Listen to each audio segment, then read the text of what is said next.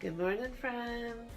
I am definitely a coffee tea drinker and have very little patience before I have my coffee or tea to boil the water and so on. So this little portable water kettle has really made my mornings a lot easier. There's a couple things I really love about this. It has a carry strap in the back, so it's very portable.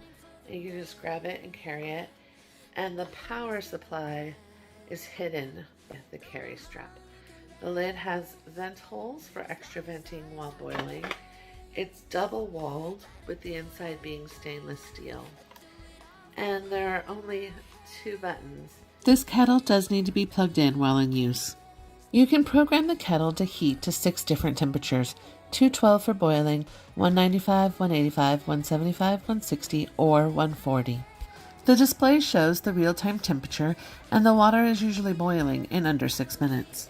This travel kettle would really be perfect for traveling, for camping, and for small spaces, or to keep at your office. And lastly, I also appreciate that the outside is cool to the touch. It won't burn you when you touch it.